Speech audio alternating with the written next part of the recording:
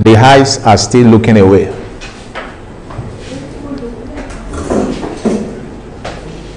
The eyes are still not yet here. Sorry, I'm a teacher. I love attention. The moment my students begin to lose attention, I stop teaching at that moment. Do I have your attention? Do I have 50%? 70%? 100% attention? 100%? 99% is not allowed. All right, let's quickly read this together. Shall we go?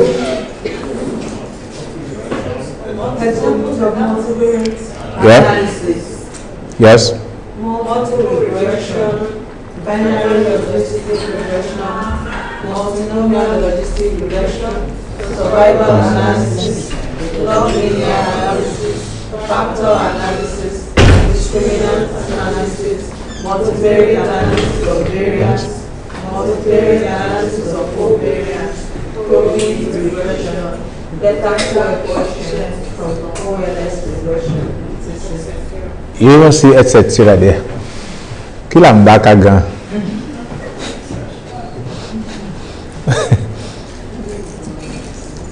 How many of you these have you used? To now be talking of etc. again. How many of you? You have used one of these, signify. You have used, okay, at least one. Okay. Out of how many fellows? We have 4. You have used at least 2, signify. And what are the 2? You've used 4. What are they? Multiple regression, binary logistic, multinomial, and probability. Okay, so you don't need this lecture. Eh? It is. Okay, you have also used 4. Can you signify? Not you. You should have used all this. Dr. Yuneye, you have not used 4. How many have you used? 1. Which one is the one? Okay. So please get it quite right. Get it quite well. What this session intends to achieve, the learning outcome, is to introduce you to the very basic assumptions. Are we together? Yes, sir. Very basic assumption of using any of this. Because once the basic assumptions are violated, you have missed it. And I was teaching earlier in the year about someone who collected qualitative data and presented logistic regression odds ratio for qualitative. Yeah. And was bold and was on the stage. The hearts of. The hearts of. Yeah. So, and that's the point that this session aims to achieve. To ensure that the very minimum, you may not be able to, I'm not sure you should not, you should violate any of the assumptions, but most of the time, the very advanced assumptions are not upheld. For example, when you are using linear regression, there must be issues of normal distribution, linearity, variance, homoscedasticity, the variance, the issue related to variance. We don't always think about all those. And if we are not thinking about the issue of abnormality, linearity, at least the outcome variable must really be. The nature of that outcome variable must be continuous. So when I'm talking about very most basic assumption, that's what I'm talking about. So if you really want to satisfy the assumption truly, then you need to begin to interrogate the data. And that's why, again, going back to the descriptives. It is through the descriptive analysis that you're able to test whether the assumptions are not validated or evaluated. So because before you begin to use multivariate analysis, the most basic assumptions must be upheld. Okay? Please help me with the pointer. I think it's there.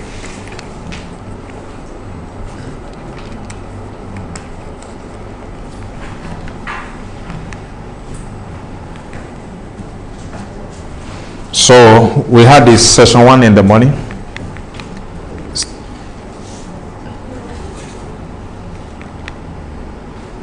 So this session we build on the one we had in the morning, where we had the descriptive, so inferential statistics, choosing a statistical technique. So I will quickly show us the factors that must be taken into consideration in order to select appropriate statistics, any of those that we've highlighted previously.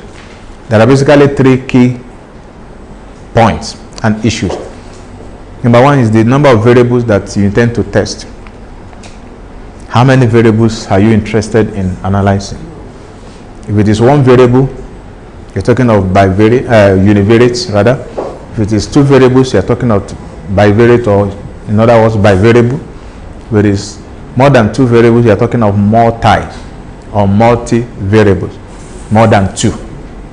So that point, that factor is very critical. It's an important consideration. Okay? The second consideration is the level of measurement involved. Which level of measurement do you intend to analyze? At what level? Okay? And number 3, so I'm going to speak more on the issue of measurement. Then number 3 is the aim of the analysis. Is it purely descriptive? Or is it exploratory? Or are you doing some form of test of hypothesis? So for the level of measurement, which is the second consideration, we've spoken briefly about this in the morning. The lowest level is the nominal scale.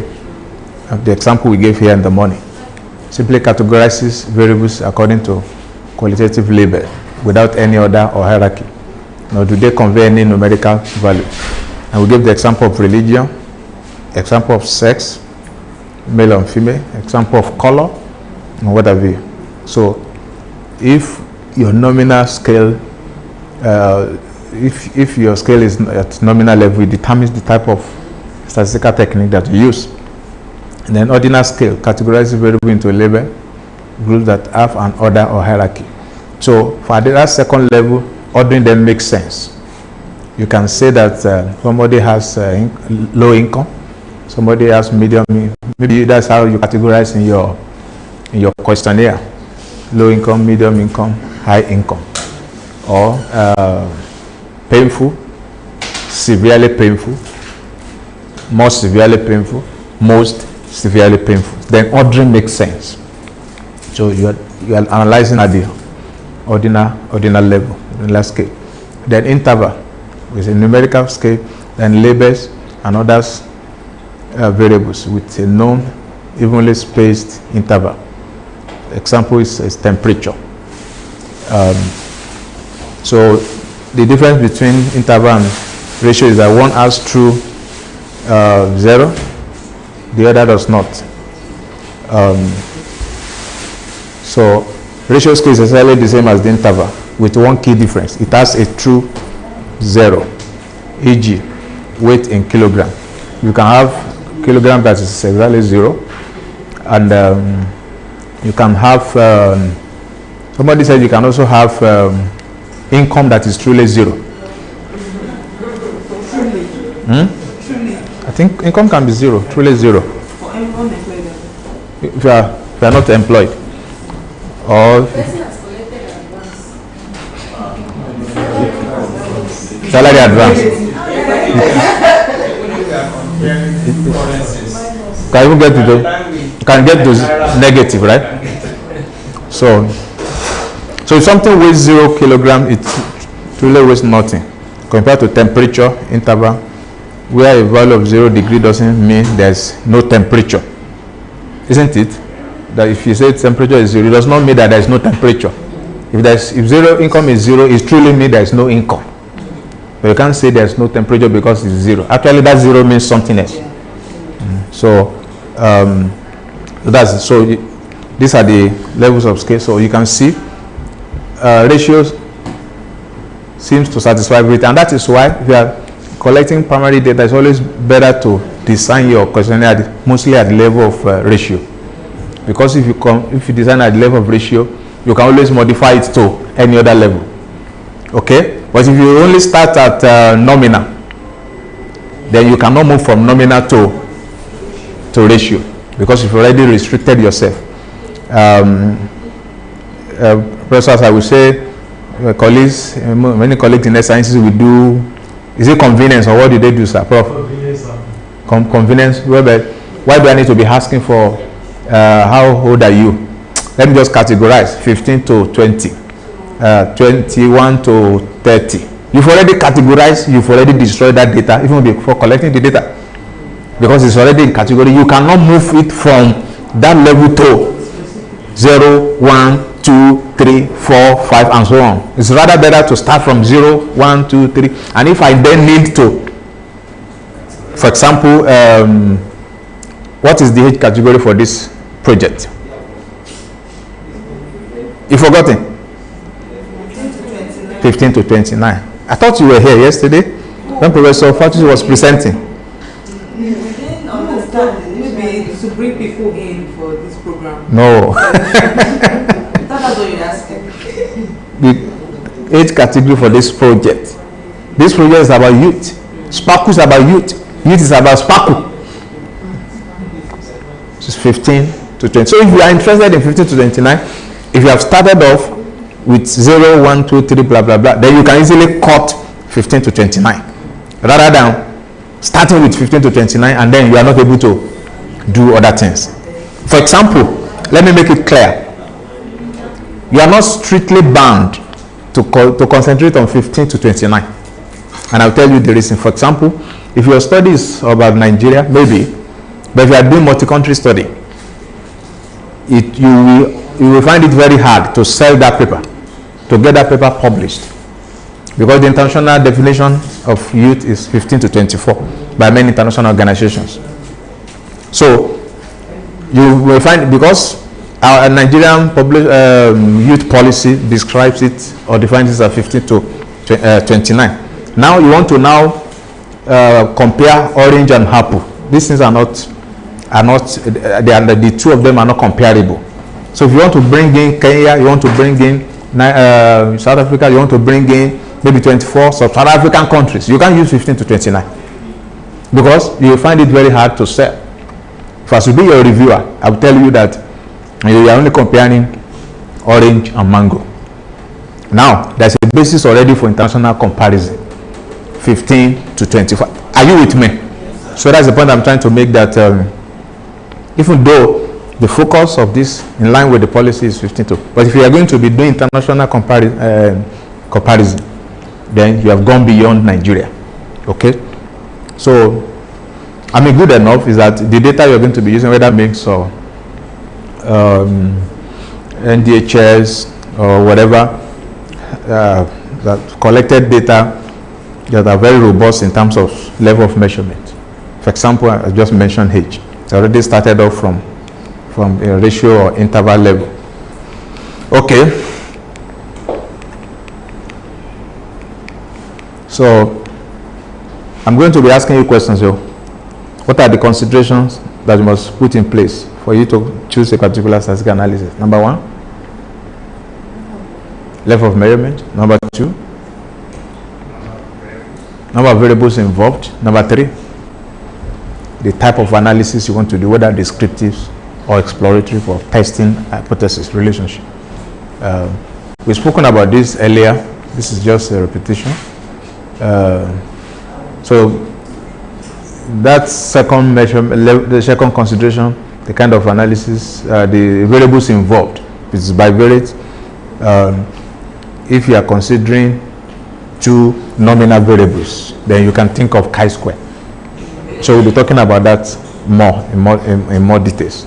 Now you can see level of measurement. And at that level of measurement, two variables are satisfied nominal. Okay, nominal. Independent variable nominal. Outcome variable nominal. And then second consideration, two variables involved, bivariate. Then we go for chi-square. So that's how those considerations determine the type of statistical technique you use. And that is the very basic assumption that must be fulfilled. Of course, there are other assumptions that are more advanced, which if you are unfortunate to have statistician as your reviewer, then you are going to have problem. But if the why you smile? If it should be somebody like Professor Asa, then you may have problem. He may be asking you for coefficient of determination. He may be asking you for the relative contribution of, and we rarely do that. That is, if you have included about 7 or 8 variables in your model, to what extent are those 7 variables predicting your model? Maybe they're only predicting 5%. What about the remaining 95%? So somebody who is not statistically inclined may not bother you, but professors I may force you that no, you need to include. And I cannot remember how many papers have also included that, because you have what is called observed heterogeneity and unobserved heterogeneity. Unobserved heterogeneity is that we can say that antenatal care, use of antenatal care 4 or more visits, the level is high as education among secondary women with secondary or tertiary education. Okay, and then it's also high among those who are residents in urban areas. So to what extent are those two variables, place of residence and education, predict that use of uptake of antenatal care 4 or more visits? If it is only 5%, what about the remaining 95%? So you have unobserved heterogeneity that cannot be accounted for because of by only the variables included in your model. Okay, so in other words, there are advanced assumptions that must be put in place. But if you are so fortunate to have someone who is statistically naive, then you can still get papers published. And that is why, for that your paper is published does not make it 100% the best. In fact, when I was doing my training for my doctoral studies, we were actually asked to be critiquing published papers. And the answer question is, this paper has been published, why are you asking us to critique? We ask you to critique because it's not perfect. Professor Stella Babala again said, I remember, I'm sure Professor will remember, that anytime she published a work, she doesn't read it again. Because you see many errors. She doesn't read it again. And the reason is that she will accuse herself and abuse herself and be very hard on herself. Were you sleeping when you wrote this nonsense? Then anytime she publishes it, she moves on. She moves on. Well-sighted. Because she said knowledge is incremental. Have you not picked up your master's dissertation you wrote years back and you are wondering, how stupid, how stupid was I?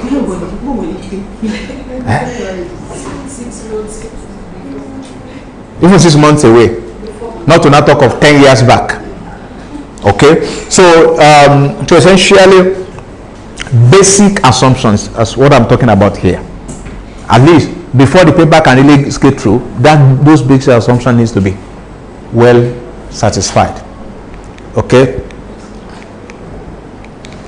Why is this thing lagging?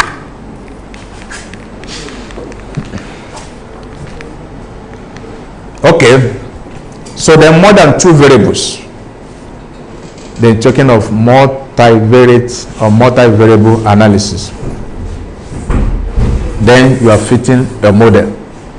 And so most of what we're going to be going through here, we're talking about more of multivariable analysis. And the word again, what multi means 3 or more. So I've emphasized again and again that make sure you don't do any analysis until you have satisfied the basic assumptions. So let's quickly now go through these various statistical technique and the basic assumptions guiding them. Let's start with the class governor. Number 1. Possible effects a single non-metric. Actually, it should be of.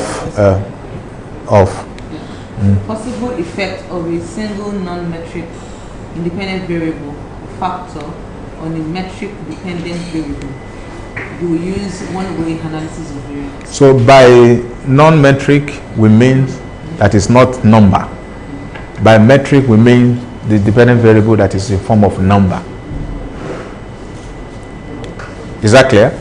That is when you use one-way analysis of variance. So single non-metric independent variable may be maybe place of residence, okay, which has rural and what? And urban. And metric dependent variable may be maybe children ever born, number of children ever born, which is a form of number. Okay, so you want to see the difference between number of children ever born between rural and urban. You can use one way analysis of variance. Okay, and that one way is because it involves one factor, one independent variable. And then the second bullet is closely linked. It's just an extension of the first bullet. Dr. Yenaya. Simultaneous effects of n factors, non-metric on a metric dependent variables, n-way analysis of variance. And so what does that mean? It means that this n can be 2. If n is 2, then you're talking of two-way analysis of variance. If that n is 3, you're talking of three-way analysis of variance, meaning that 3 factors, 3 independent variables, which are non-numeric in nature. It can be place of residence, it can be level of education. Is that clear? And then don't forget the outcome.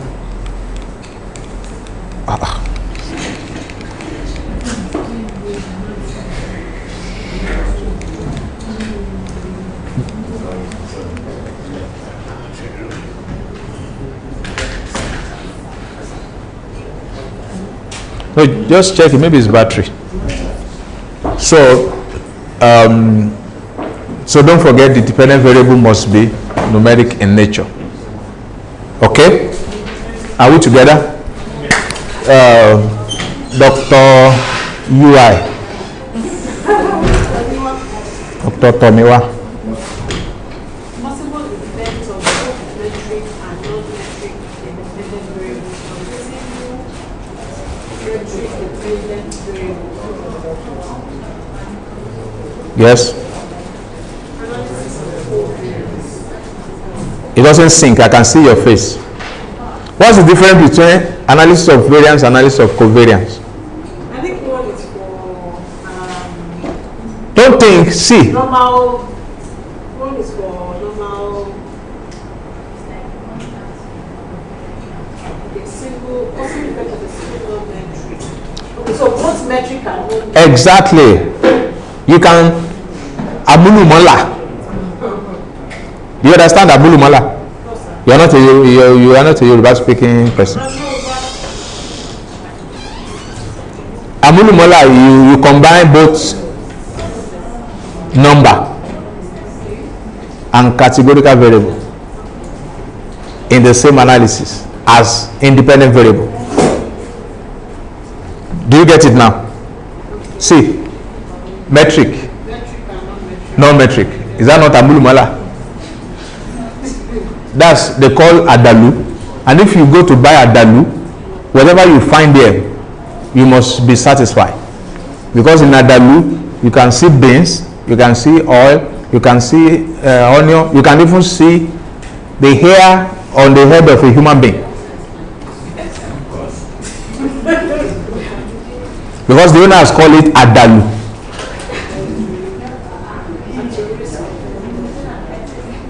So we can call analysis of covariance as what? Adalu. But for the analysis of variance, you are only dealing with purely non-metric independent variable. Does that sync well? Whereas for the analysis of covariance, you are dealing with combination of number and variables that are categorical in nature. In other words, categorical variable where numbers do not make sense, like sex, which is the 1 and 2 is just to represent them in your analysis. That's why it's called analysis of covariance. Then the last bullet, Dr. Ogunede. Possible effect of one metric dependent variable on single metric dependent variable. Bivariate regression analysis. So what is striking in this one is that both the dependent and independent must be number. So these are the most basic assumptions that you must not violate, so that you will not be like my friend that use logistic regression for qualitative data.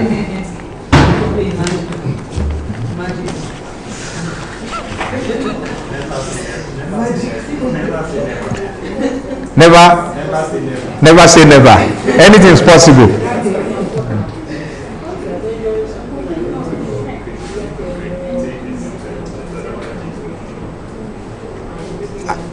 Ajay Amina, are you with us? Yes, sir. I wanted to find out. But I was sick on the non-metric. Non-metric, are we talking about when it is Non-metric is like this: sex. Non-metric is like sex. Non-metric is like religion. When you assign the number, that number you assign is not saying female as superior. It's only to represent in our analysis. Another word for it is nominal. So these numbers are nominal. So that's what the non-metric means. Metric means something you can measure, number. So if we say 1, that 1 really makes sense. Then 2 is greater than 1. That's what. For example, how old are you? 50 years. Somebody said 30 years. That 50 years is truly greater than 30 years. So that's when you say number really makes true sense. Okay? Yes? Does non-metric also covers ordinal? Not perfectly. Not perfectly. Ordinal. For example, if you say painful, more painful, severely, more severely painful, more severely painful. There are statistical techniques you can use, like order logistic regression. In a way, the ordering makes some sense, because if I assign 1 to painful and I assign 4 to most painful, you can see that the degree of pain is slightly higher. But it's not, you can't measure the interval. For example, somebody who is 50 years, we know is older by 20 years than someone who is 30 years. Okay? No, that one is completely nominal. Except you are measuring the years, number of years spent in school. Yeah, I'm coming. So if I spend 12 years in school and somebody cumulatively up to PhD spent 30 years in school, you know, that one has become Methuselah in school. We can truly measure, you get the point. Whereas level of measurement 0 for no education, 1 for primary, 2 for secondary, 3 for tertiary. You cannot relay. But the numbers are different. It's not like gender, it's not like sex. No, it's the same thing because it's a level. It's just a level. It's not talking. Three is definitely higher than the education. But it's higher, but you cannot measure the degree of variation, the extent of variation. It is because it's a level. If you want to really measure the real numerics, then you count the number of years spent in school. 6 years in primary. Because, for example, let me come up from this angle. I ask you, what level of education did you have? The person said, no education. You are assigned 0. And another person, what level of education did you have? The person said, primary. You are assigned 1. Maybe she dropped out from primary 3. Still primary. But she will still tell you primary. Whereas some surveys, they will include some primary, completed primary. That's where they begin to see true differences. Okay. Even our constitution says, for you to be president of Nigeria, you don't have to. Which degree? You don't need the school cert. Just evidence that you have been to secondary school. If it is secondary school and everything is F parallel, you are qualified to be president of the Federal Republic of Nigeria. I don't know when we stop promoting mediocrity in our dear nation. Yes. Okay, sir. So I just want to ask if non-metric independence is synonymous with categorical variable, and if metric dependent variable is synonymous with incontinence. Almost perfectly. Almost perfectly. Because why I say almost perfectly is because metric is a number and can be in form of continuous or count. Okay, continuous or distance? No, count variable. In other words, there's no decimal. Yeah. Should we continue?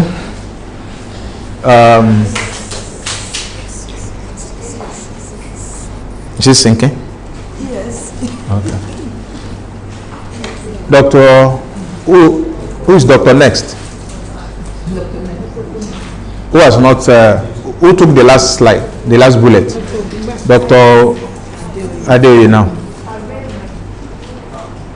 Dr. Joss. Is it Dr. Okeke? Dr. Okoro? Okay. Yes? Possibly it is of two or more metric variables, metric dependent variable. Use multiple regression. So simply use multiple regression analysis. But again, if you look at the outcome variable, which is the same thing as dependent variable, it must be in form of number. Okay? And then coming to the independent variable, which must also be in form of number. And that's why you can easily say, you can easily predict in regression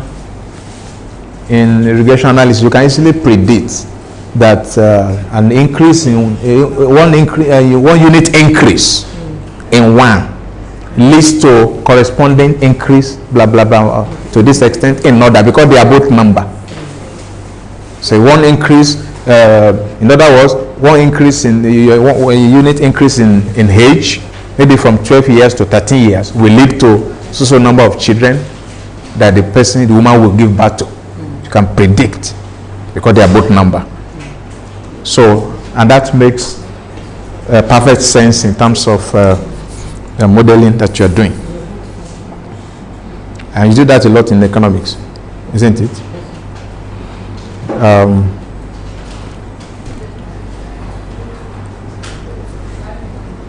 Ajia, the second bullet.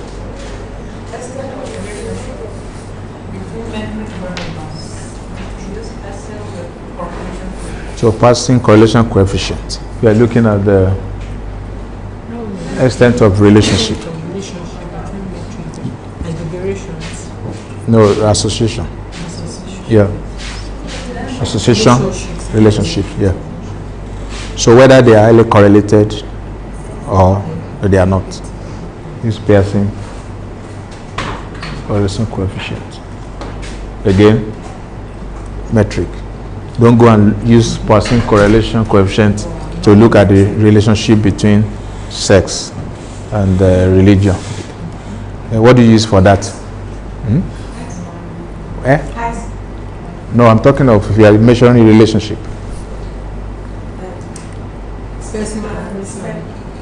Prof, is it not Spearman? Spearman. Use Spearman for that. Non-metric. Yeah. That clear? So, yes, sometimes people want to look at because in your model, don't forget, I emphasize the need to do extensive descriptive analysis before you venture into multivariate. So at the level of descriptive, some people want to test whether two variables are highly correlated, and you don't want to put the two highly correlated variables in the same model, because it's going to lead to multicollinearity. And the meaning of that is this: if you put education, level of education, and employment status in the same model, one is likely going to lead or influence the other. If your level of education is PhD, for example, and then occupation, your occupation may likely be professional. Why? Because the level of the education correlates directly to the amount of education that you have. That's why it's always best to put two highly correlated variables in different models. So in other words, you are really doing justice to your modeling. So you can use Spearman correlation coefficient to test the strength of relationship for non-metric. You can use Poisson correlation coefficient to test strength of relationship. And what is also used the VF, like variance inflation factor. Variance inflation factor to see whether there is the presence of multicollinearity in your modeling.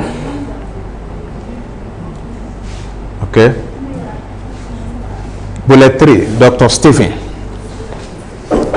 Possible effects of metric and non-metric variables on dichotomous dependent variable. That is binary regression analysis. So the word binary means dichotomous, binary, two. And when you are doing it in statistical analysis, you code one as 0. That's why I said non-metric dummy variable. You code one as 0 and you code one as 1. So meaning that 1 and 0 elsewhere. 1 is the occurrence of the event and 0 is the non-occurrence of the event. And you can only belong to one of the two categories. It's either you have ever given birth, even if the child has died, or you have never. You have never, 0. You have ever, 1. It can also be in form of survival status. It's either you are alive, 1, or 0. 0, you are dead. Not like Akudaya or what?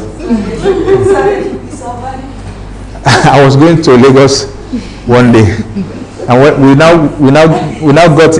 You said what?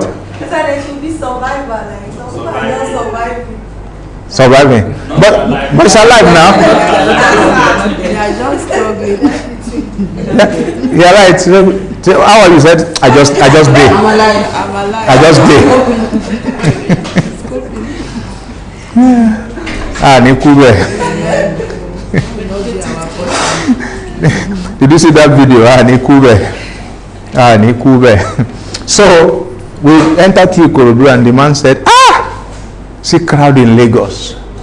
Those who have, he said it in Yoruba, gbogbo àwọn tó ti ṣayé lẹ́kìtì tó ti kú lóńdó wọ́n tún wá ṣayé wọn lẹ́kọ̀ọ́. The man said, see crowd in Lagos.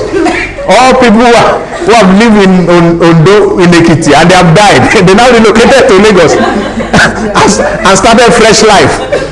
I look at it, and he didn't laugh, he meant it. I look at him. Ṣé wèrò àwọn tó ti ṣayé wọ́n ti kú ṣe ẹ̀wọ̀n tó wọ́n ṣayé wọn jẹ́jẹ́ ń bí. You say what? No, we were all passengers in the vehicle. And he was actually sitting beside me, and I look at him when he said it. He didn't laugh. He said, see, what one shy you won't be. They say they are enjoying their life in Lagos. So he lost all of them. They are dead though. Located in the spirit. So it is dichotomous. And so get it very quite to clear if you are using stata as Sam will be showing much later when he gives you the African stata. Yeah. The non-metric dummy variable. How is it different from non-metric variable? I've said it. You categorize it as 0 and 1. 0 or 1. It's not 1 and 2. If you categorize it as 1 and 2, the software will reject it. Because that 0 means the event of interest does not apply, does not happen. 1 means the event of interest applies. Your interest, and again, if your interest is debt, then that 1 should be, debt should be categorized as 1 because that's your interest. Do you understand? Yes. So the interest, the event of interest is categorized as 1 and 0 elsewhere. I want to explain that the positive effect of metric and non-metric dummy from dichotomous dependent variable. So that means you are saying the outcome of interest is dichotomous, which you are leveling as 0. Yeah. But you are still putting the metric and the non-metric. Because you can dummy the metric. You can dummy the metric variable, and then you then include it in the logistic version. Prof, can you help us more? I didn't get that. Because we can dummy the metric variable and include in the binary logistic regression. That's right. Yeah. Especially independent variable. Yes, independent variable. Yeah. So they want further explanation, sir. Well, at this stage, we are probably interested in the heart of a particular event happening. Yeah. Take, for example, contraceptive use. Ever use, never use.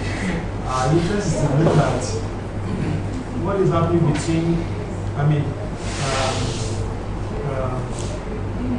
our interest may be the horde of not using as it affects the number of children ever born, or as it affects any other factor. So what we're looking at now is you are either using or you are not using. You have ever used or you have never used. Things that you can dichotomize in such a way that by the time you assign your dummy code, 0 for never used and 1 for ever used. So what we are now interested in is the odd of using as against not using, as it affects the outcome of interest. The outcome of we're looking into. Does that answer the question? Now, for the metric, you can include the metric the way it is. Okay? For example, if it is age, you put the age, it will only give you as a form of continuous because as it predicts the outcome. Because it's already in form of number. But the other one, which is, that's why it's, you can see dummy. And that dummy is either 0 or 1. Does that answer very clearly? Yeah. Who has not spoken? Okay. Dr. Unimed. What's the name? Messi. Dr. Messi. Yes. Okay. Possible effects of metric and non-metric dummy variables on dependent variable with with more than two categories. Multinomial logistic regression analysis. Can you tell us the difference between this second to the last bullet and the other one? Any basis for comparison? Yes, the previous one just two dependent, two categories. The dependent variable is in two categories, but this one that I mentioned, dependent variables are more than two categories. So 3 or more categories. For example, going again to that example of contraceptive use, you can have. Let me use the example of met need for contraception.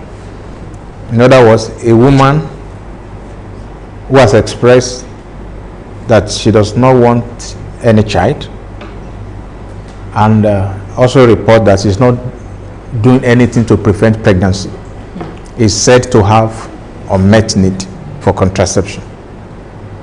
And that unmet need for contraception can be in two forms.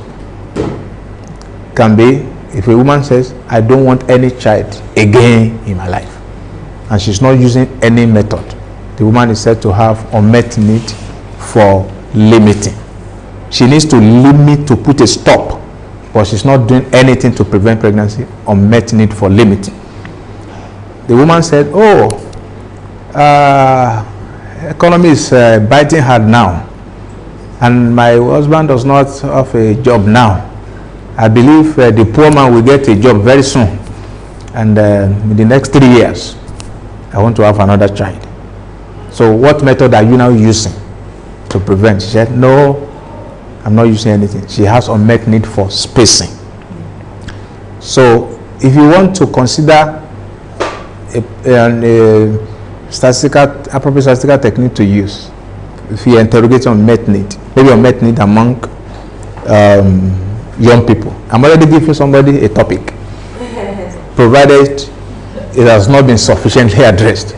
Unmet need for contraceptive use among maybe women age 15 to 24, blah blah blah blah blah, in sub-Saharan Africa.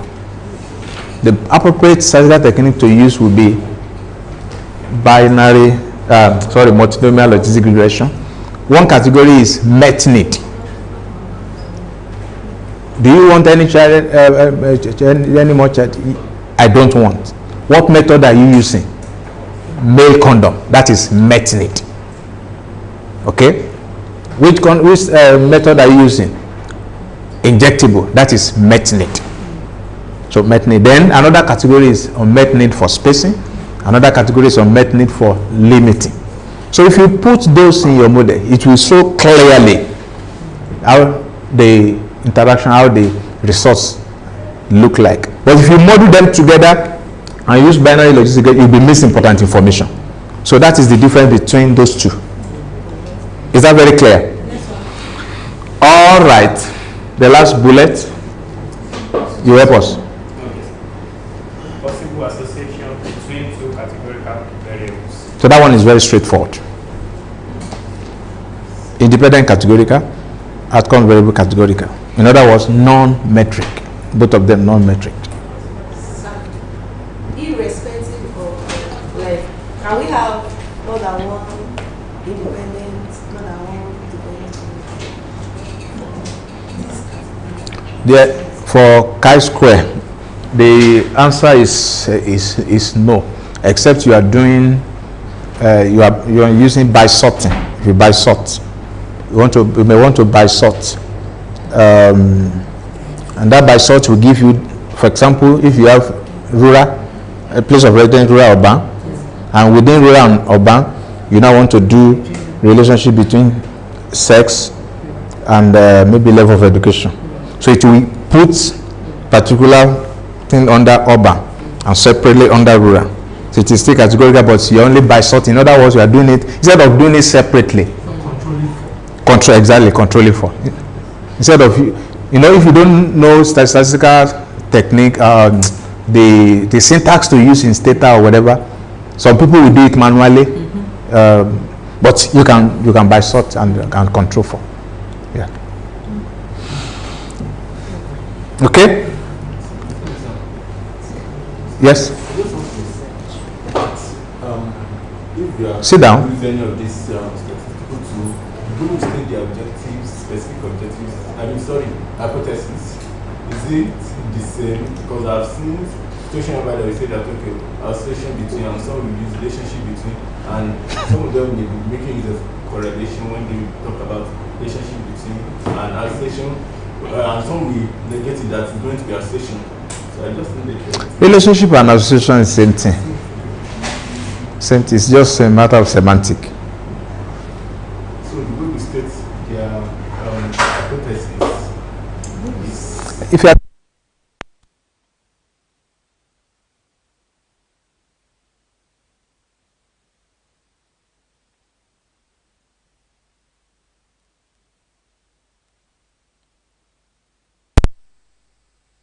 relationship is basically the same thing.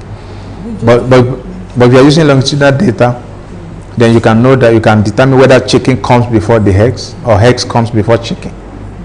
But if you are collecting data, contraceptive use, and then child death, you collected this data at the same point in time. You don't know which one happened first. Is it because the woman stopped using contraceptive because a child died, explained by what is called replacement fertility hypothesis? And what is replacement fertility hypothesis is that the woman lost a child and wants aderopo. So she has been using contraceptives. Thank God she's not yet in menopause. She quickly stopped contraceptive use so that she can get pregnant and replace that child. And it says well established in the fertility literature that one of the reasons why fertility is very high in a place like Nigeria and many developing countries because child mortality is still very high, and explained by two hypotheses: insurance hypothesis and fertility replacement hypothesis. Insurance hypothesis is that the desired fertility is that she wants to have is basically 3, but maybe these 3 will not all survive. Then she will go for like 6 or 5, so that by the time mortality will complete its work through. But if all the 3 will survive, you can see that fertility will drastically decline in developing countries. So, but if you have collected child mortality data and variable on contraceptive at the same time, you don't know which one comes first. Now, if you go ahead and do analysis and you say, it is because the woman is not using contraceptive, that's why her children are dying. You are not 100% correct. You can only measure association. Does that answer your question? So that is the limitation of cross-sectional data. So the hypothesis said the other association or relationships basically the same. So let's quickly run through the rest. I think it's 2 now. Is it? So test of differences between a metric dependent variable and a non-metric with 2 categories. Independent t-test. Okay? And test of differences between 2 metric variables in a pre-post test design. Pair t-test. So the difference between the 2 is one as pre and post test design. Maybe you measure weight of a respondent before you carry out the intervention, and you want to know whether that intervention contributes. For example, it can even be with intervention with contraceptive use. There are reports of side effects that if you use a particular method, you gain weight. So maybe you tested your respondents before you administer the contraceptive method on them, and after the use, you measure the weight again. So you want to do pre to determine whether, to what extent does that really led to. So you use Sorry. yes. I didn't quite get the other theory you explained. Is it insurance? Insurance hypothesis. Insurance fertility hypothesis. Or fertility insurance hypothesis. That's you insure that before it happens, you've already made the insurance. In Yoruba language, they call you Adojutofo. So it's an established fertility hypothesis. It makes a lot of sense.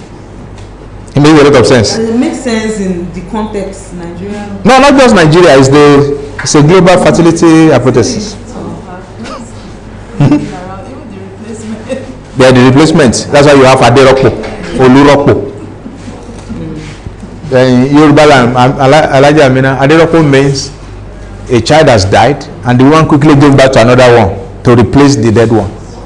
So it's called Aderopo or Oluropo. Or even some, maybe the child has a disability. Yeah. I've heard, yes. Yeah. Yes. Even the woman that is carrying a child with the disability even try. Some of them will poison. Poison the child. Ah. Yes. They advise. Ah. Have you not heard of such? Never say never. So those who are carrying disabled children, they even try. They even try. You know, some of them will, you know, there are a lot of beliefs in African context. Particularly with firstborn, with the label that they were looking for money, you see? How they turn their children to, and the woman, the poor child may be having cerebral palsy or all these conditions. Down syndrome, yes, all those. They have used him. That's why they are very rich. So in order to guard against some of these insinuations, some of them will just say, let this child go. All right. The next is beta coefficient, where you measure the relative importance of the metric independent variable and metric dependent variable to see the contribution of those variables in the model. Then you have possible association among 3 or more categorical variables, log linear. I was telling you earlier that having 3 categorical variables together cannot be regarded as chi-square, except if you are controlling and you use by sort. But you can have more than 2 actually, but that will now be regarded as log linear analysis. Okay? As both independent and No, one will be independent. One will be dependent rather, and you have more. Yeah. like what I'm saying is that for the independent variable, can it be more than one, and then dependent more than one? No, you're only looking at one dependent at a time. Yeah. Then, possible relationship between a metric dependent variable and non-metric dependent variable. What is that? Multiple classification analysis. I just want to encourage you that do something new in the course of this project, because we have served 2 purposes: to make your paper to fly, can even create a niche for you, lift you up. 2, you'll be learning new things. But if you settle only for what you have done before, then you have not made good use of this fellowship. So try to do something new. Okay? And then finally, we have some non-parametrics. Kì í ṣe wálé o. Wallis. Wallis is the alternative for ANOVA. Man-Whitney is the alternative for independent t-test. Wilcoxon is the alternative for pair t-test. That's Wilcoxon sign rank test. Sorry, sir. There's another Wilcoxon test. There's another Wilcoxon test. Yes. I've forgotten the username. I have really been looking out for what is the difference between this. Have you used it before? No, sir, but I've seen it in paper that is in it. What's the name? Frequency sign round test and frequency sum. Yes. Okay, because some. Okay. What? Matched test. Match PS. So when do I want me to use that particular recursive sum? Recursive sum. It's under non-parametric. Yeah. I'm not sure the assumption on the line. You just go straight to non-parametric. It now depends on whether you are not used, like Kuskawalis is multiple. Yes. Okay. The Whitney, the Wilcoxon, they are like the t-test in parametric. Yeah. In metric. I mean, we're talking non-parametric. Yeah. Because we're not sure the assumptions. That's why it's non-parametric. Yeah. So when you have, for example, independent t-test in parametric, what you make use of here is this one. So it now depends on whether you want to do sum or round. All of them has to do with round. This is a whole semester course that you want to have. Fisher's test. Yeah? Fisher's test. Fisher's test. Sorry, Exact Fisher's test.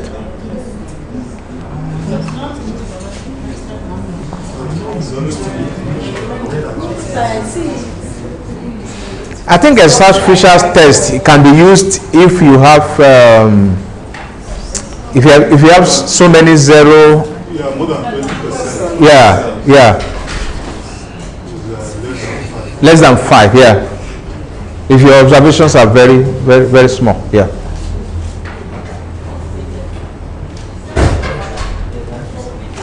So these are all basic.